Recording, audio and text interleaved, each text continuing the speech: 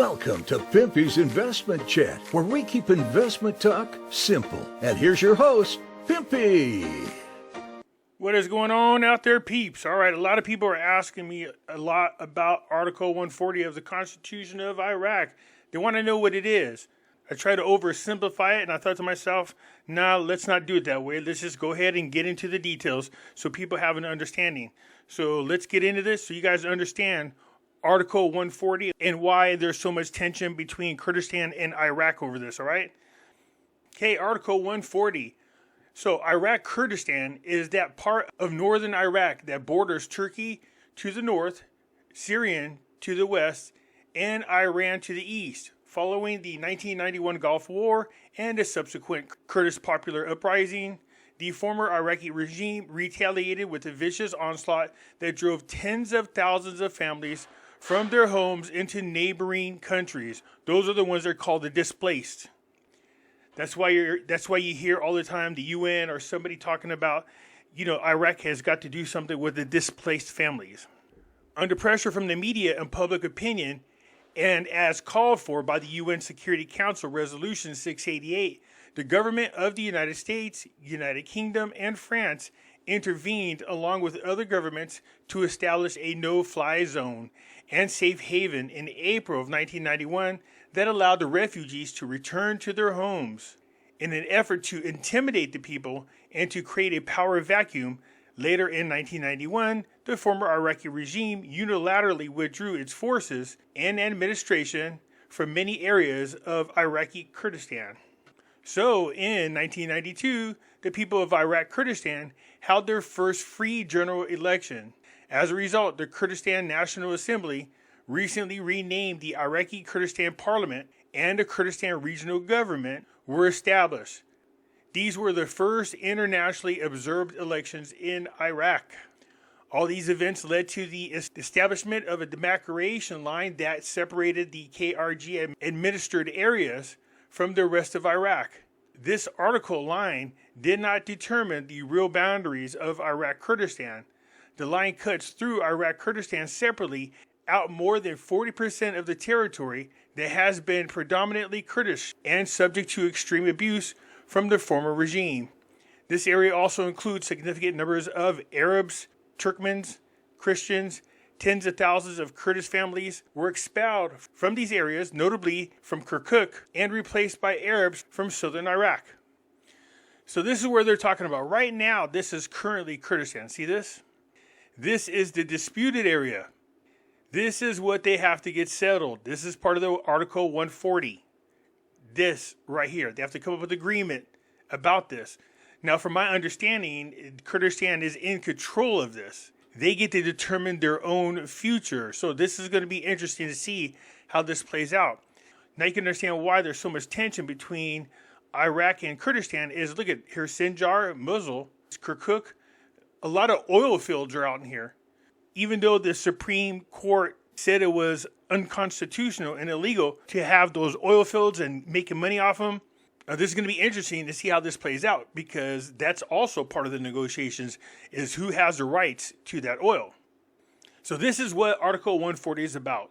The disputed areas, the families being returned, they call them the displaced, from other countries back to their homes is where they're supposed to go. But I would imagine by now, after all these years, their homes belong to other people. A big part of this is going to be who controls the oil. That's why this thing has been dragging on for decades. This boundary line per Article 143 of the Iraqi Constitution, which is based on the Article 53 of the Law of Administration for the State of Iraq, was unilaterally and undemocratically determined in October 1991. The demarcation line was militarized, and within 1 month, in November of 1991, more than 20,000 families were forced to migrate from areas south of the line, mostly from Kirkuk areas, to the territory north of the line. Constitution Article 140 lays down a clear roadmap to define the final boundaries of the territory to be determined, to be administered by the KRG. This is what I'm talking about. They get to determine their own destiny. The excessive delay in implementing this article is the primary cause of the tension and administrative problems in the so-called disputed areas. These are areas that suffered severely from ethnic cleansing and community destruction under the former regime. Failure to implement Article 140 is also in violation of the policy the Iraqi government announced in June 2006. The Iraqi Prime Minister then stated that the government will be committed to implement Article 140 of the Constitution, which is based on Article 58 of the Law of Administration for the State of Iraq, also known as the Transitional Administrative Law. The article specifies 3 phases for implementation. That includes normalization, a census, which we know they're getting ready to do that right now, and a referendum on Kirkuk and other disputed areas. The government was to start by taking appropriate steps for this normalization phase, including rejoining detached districts and sub-districts to Kirkuk's governorate, and completing this phase no later than March 29th of 2007. The census phase was to be completed by July 31st of 2007, and the referendum phase by November 15, 2007. The overall question is, thus, why hasn't the Iraqi federal government met these commitments?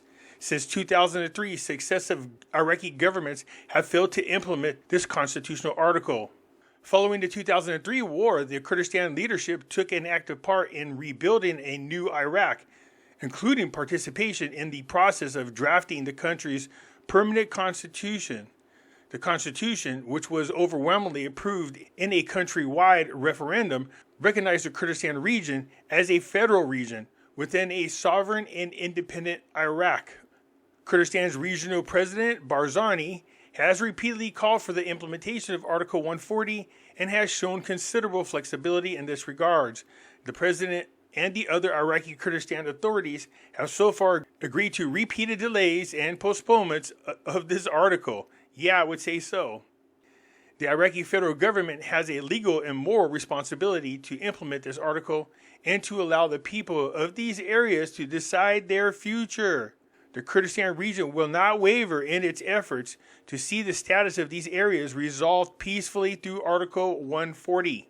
We do not intend to annex or control the so-called disputed areas, as repeatedly suggested by certain ill-informed media sources. We want the people of these areas to be presented with the opportunity to decide for themselves what they want. The results of this recently held provisional elections have clearly demonstrated what the people of these areas really want. They overwhelmingly voted in favor for Kurdistan's list. Had the people of Kirkuk also been able to participate in the recent elections, their results would likely have been the same. So again, this is what it's all about. They have to bring the displaced people back. They have to solve the issues of the disputed territories. And a big part of that has to do with the resources that are involved there. Anyways, I just wanted to cover this for you. A lot of people have no idea what Article 140 is. And I just wanted to share it with you because a lot of you are asking me to do a video on that. So there it is. I hope this helps. Let me know what you think. I look forward to hearing from you. I'm out.